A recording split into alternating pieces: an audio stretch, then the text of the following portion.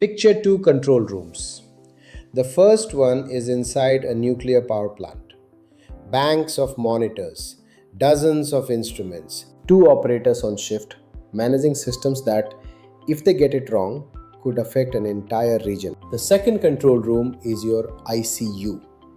Monitors, alarms, infusion pumps, ventilators. One nurse, sometimes two, managing five or six of the most critically ill patients. Same cognitive load, same complexity, same consequence if something is missed. Here is the difference. The nuclear plant operator works within a system specifically engineered to protect them from making a fatal mistake. The checklist they use is backed by a culture, a process, and an organizational commitment that makes skipping it essentially unthinkable. The ICU nurse, they use a checklist too, but in most hospitals, that checklist is just paper, and the culture around it entirely dependent on who happens to be in charge. Today, I want to tell you what the nuclear industry quietly figured out decades ago and how it can change what happens in your ICU tonight. Welcome to Care Drops Collective. I'm your host, the creator of Care Drops Collective, with 17 years working inside hospitals on patient safety, JCI accreditation, and high reliability systems. One real story, one lesson, one drop. Let's go. Moving into the story. To understand what nuclear plants got right, we need to go back to March 28, 1979. 3 Mile Island, Pennsylvania. A partial meltdown at the nuclear power plant there became one of the most significant accidents in the history of commercial nuclear energy. And while the technical failures were serious, what investigators found most alarming was this. The operators in that control room were overwhelmed. They were making decisions under conditions of extreme cognitive overload, with inadequate procedures, and without the system support to help them see what was actually happening. The nuclear industry responded with something remarkable. Instead of blaming the operators, they asked a different question.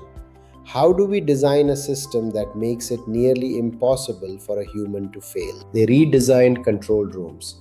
They redesigned procedures. They created a culture, mandated at every level, where following procedure was not optional, where no individual could override the system because they were busy or tired or assumed everything was fine. The checklist was the last line of a deeper system of support. Now, flash forward to today, to a systematic review published by the Agency for Healthcare Research and Quality in May 2025, one of the most authoritative reviews in the world. Their finding: when hospitals implement high reliability organization frameworks, HRO frameworks, fully and consistently, patient safety failures decrease. That evidence is now unambiguous. The key word there is fully, not partially, not during accreditation season, fully. So let's break this down. What did the nuclear industry actually build that healthcare hasn't? 3 things. And I want to be specific because this matters. First, cognitive load management by design, not by willpower. A 2024 systematic review in the journal Ergonomics looked at how nuclear operators manage workload. What they found was striking. Nuclear plants don't just give operators a checklist and hope for the best. The entire human system interface is designed to match cognitive demands. Information is displayed in the right format, at the right time, with the right level of urgency signaling. The environment itself is engineered to reduce error. Now think about a typical ICU. An ICU nurse on a busy shift manages, on average, around 178 individual patient care activities per shift. 178. Many of those involve complex calculations, multiple interacting drug infusions, and real-time clinical judgment. And what cognitive support do we give them?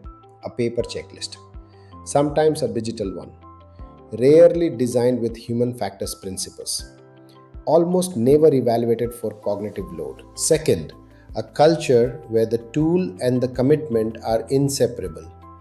In nuclear plants, procedures are not suggestions.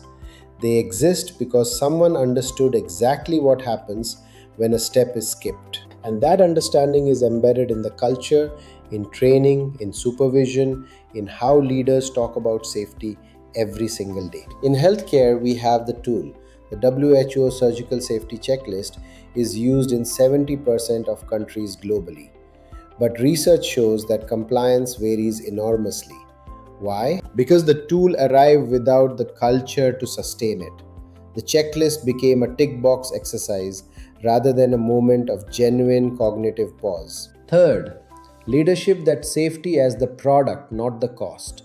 In every HRO, aviation, nuclear, or the best hospitals, senior leadership actively and visibly owns safety. Not as a regulatory obligation, as the primary purpose of the organization.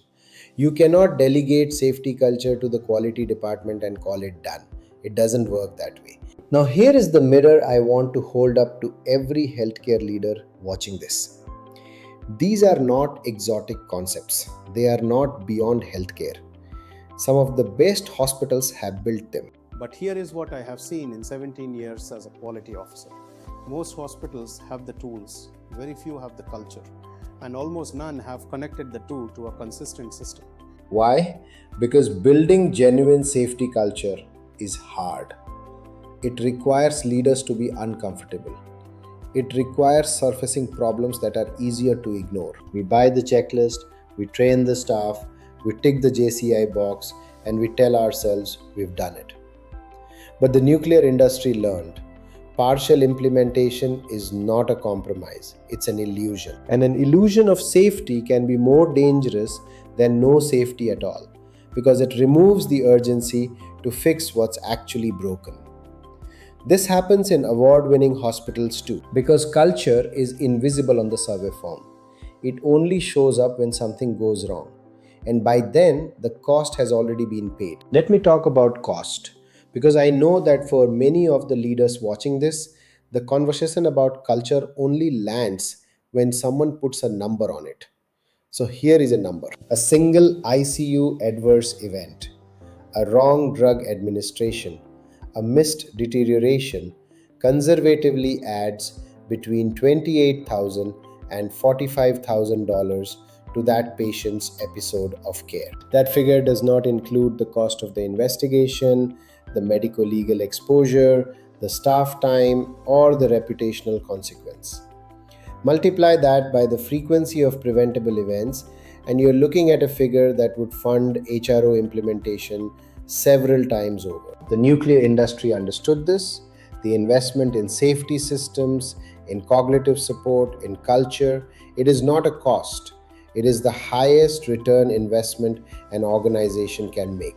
And the data from the world's best hospital systems, from the AHA's own 2025 analysis, shows that the ones who invested in genuine safety systems are now outperforming on every metric: clinical outcomes, length of stay, infection rates, patient satisfaction, all of it. Safety is not the cost of doing business.